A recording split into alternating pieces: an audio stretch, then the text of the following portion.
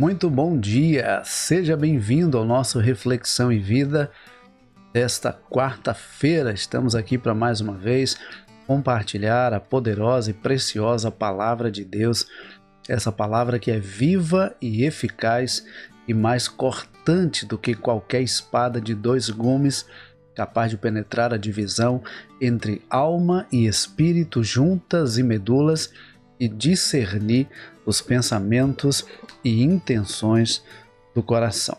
Nosso propósito é trazer sempre uma mensagem de fé e esperança para o seu coração. Portanto, se você ainda não está inscrito, aproveita para se inscrever aqui no nosso canal, ativa também o sininho das notificações, curte esse vídeo para que o YouTube entenda que esse conteúdo é um conteúdo relevante e compartilhe aí nas suas redes sociais. Esse é o momento de você clicar aí em compartilhar e compartilhar aí no status do seu WhatsApp, compartilhar nos grupos que você participa e compartilhar com pelo menos 7 pessoas no privado, convidando essas pessoas para nesta manhã receber a palavra de Deus. Eu creio que Deus tem algo a falar ao seu coração e ao coração de outras pessoas também.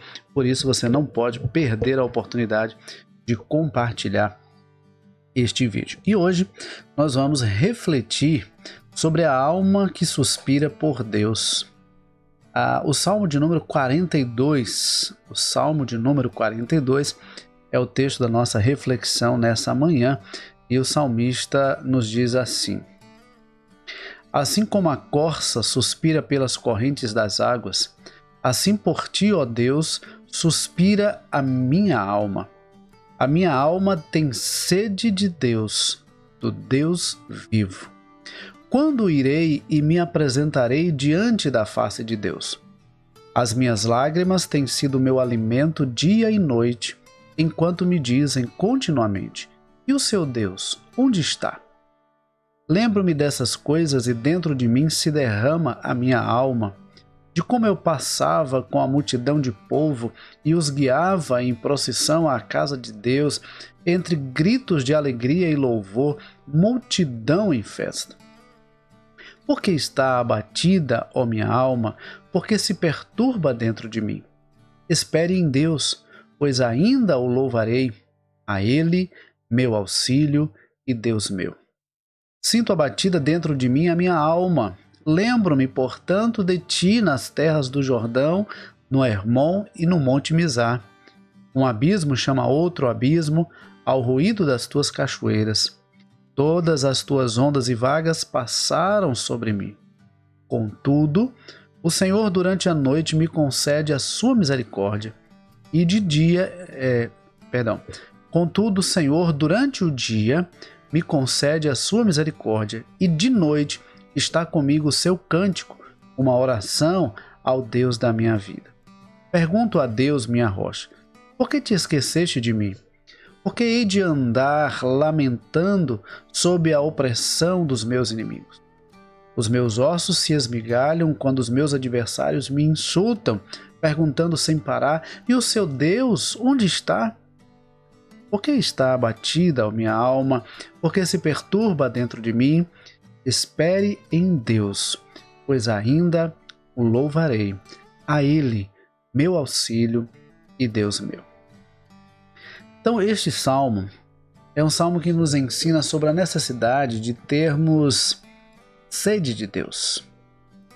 Sede de Deus. Eu não sei se você lembra de uma experiência em que você estava de repente andando e andou muito, e de repente você começou a sentir muita sede, a ponto de se sentir já fadigado, e de repente você chega na casa de alguém e você pede um copo com água e você bebe aquela água, e aquela água refresca o seu ser e revigora o seu corpo e lhe dá disposição para continuar a caminhada. Veja, quando você está sedento, o que você mais quer não é um copo de refrigerante, não é um copo de suco, não é um copo de café, é um copo d'água. É um copo com água. Então, o que o salmista está nos ensinando é que nós muitas vezes nos sentimos fadigados, nós muitas vezes nos sentimos cansados, abatidos, mas não nos damos conta de que o que realmente vai nos trazer vigor, vai nos dar vida, vai nos fortalecer e nos colocar de pé é a presença de Deus. Veja, a nossa sede, ela só pode ser realmente saciada com a presença de Deus. E no capítulo 4 de João, Jesus vai falar com a mulher samaritana e ele vai dizer que ele é a água da vida e aquele que bebe da sua água nunca mais terá sede. Pelo contrário, do seu interior fluirão rios de água viva. Então, ter sede de Deus é ter anseio pela presença de Deus, é reconhecer que a presença de Deus é essencial na nossa vida. Não é apenas necessária, não é apenas importante, é essencial. Até porque nós fomos criados por Deus. E o ser humano que está distante de Deus, ele não encontra sentido na sua vida, ele não encontra sentido na sua existência. O verdadeiro sentido da vida consiste em andar na presença do Deus Criador. É por isso que muitas pessoas às vezes dizem que a vida perdeu o sentido, a vida perdeu a alegria, a vida perdeu o propósito. Por quê? Porque estão desconectados de Deus. Estão desconectados da presença de Deus. Então, o salmista diz: a minha alma tem sede de Deus, do Deus vivo. Não é um Deus que está morto, não é um Deus que está inerte diante das nossas necessidades, diante das nossas lutas e dos nossos sofrimentos. Não, ele é um Deus vivo, vivo e verdadeiro. Vivo e verdadeiro. Agora, observe que no versículo 3 ele diz assim: as minhas lágrimas têm sido meu alimento dia e noite, enquanto me dizem continuamente: e o seu Deus onde está? Veja, além do problema que ele estava enfrentando, além da situação adversa que talvez ele estivesse enfrentando, ainda tinha o questionamento das pessoas: cadê o seu Deus? Você não disse que serve a Deus? Você não disse que tem um Deus todo-poderoso? Você não disse que crê em Deus? Cadê o seu Deus agora? Cadê o seu Deus? Será que ele te esqueceu? Será que ele te deixou para trás? Será que ele não se importa com você? Não sei, de repente você já passou por uma situação assim, você está enfrentando um problema e as pessoas se aproximarem de você e questionar sobre cadê o seu Deus? Onde é que está o seu Deus? Cadê a sua fé? Você não disse que tem fé? Por que agora você não ora e o seu Deus te cura? Por que agora você não ora e o seu Deus restaura o seu casamento? Por que agora você não ora e o seu Deus liberta o seu filho da escravidão do pecado? Quantas pessoas muitas vezes são pressionadas por questionamentos como esse? Mas deixa eu dizer uma coisa. A melhor coisa a se fazer diante dessas situações é buscar forças no Senhor. É lembrar daquilo que Deus já fez na sua vida. Observe que no versículo 4 o salmista diz: lembro-me dessas coisas e dentro de mim se derrama minha alma, de como eu passava com a multidão de povo e os guiava em procissão à casa de Deus, entre gritos de alegria e louvor, multidão em festa. Aí no versículo 5 ele diz: porque está abatida, ó minha alma, porque se perturba dentro de mim. Espere em Deus, pois ainda o louvarei. A Ele, meu auxílio e Deus meu. Observe que é exatamente o que está também no versículo 11. Porque está abatido a minha alma, porque te perturbas dentro de mim. Esperem em Deus, pois ainda o louvarei. Observe que ele faz uma pergunta a si mesmo. Por que você está triste? Qual é a razão dessa tristeza? Qual é a razão desse abatimento? Qual é a razão dessa situação que você está vivendo? E aí então ele responde para ele mesmo: espere Deus, Mas não é esperar de qualquer forma, é esperar crendo que Deus está no controle e que essa fase ruim vai passar. É interessante porque ele diz, tanto no versículo 5 como no versículo 11, espere em Deus, porque ainda o louvarei. Ainda o louvarei. Há um detalhe interessante, quando você olha para a história de Abraão, no momento que o Senhor pede Isaque em sacrifício, Abraão deixa o seu moço ali na subida do monte e sobe apenas com Isaque. Só que antes de subir, ele diz assim para o seu moço, olha, aguarde aqui, porque eu e meu filho vamos ao monte, vamos adorar e depois voltaremos. Ele sabia que Deus estava pedindo o seu filho em sacrifício. E ele estava disposto a realmente sacrificá-lo. Mas ele sabia que Deus era poderoso para ressuscitar o seu filho, para dar um jeito e o seu filho voltar com ele. Então, nós precisamos ter essa convicção de que Deus é poderoso para mudar essa fase ruim, para nos fazer passar por essa situação que talvez estejamos enfrentando. É olhar para Deus entendendo que Ele é soberano, Ele tem o controle da nossa vida, nós ainda o louvaremos, nós ainda o exaltaremos, nós ainda testemunharemos daquilo que o Senhor fez em nossa vida. O apóstolo Paulo, quando escreve aos Efésios, ele diz que Deus é poderoso para fazer infinitamente mais do que tudo quanto pedimos ou pensamos, conforme o poder dele que opera em nós. Talvez você esteja olhando para a situação que você está vivendo nesse momento e talvez você esteja dizendo, não, agora não tem mais saída. Agora não tem mais solução. Já tentei de todas as formas. Talvez esteja faltando recorrer ao Senhor.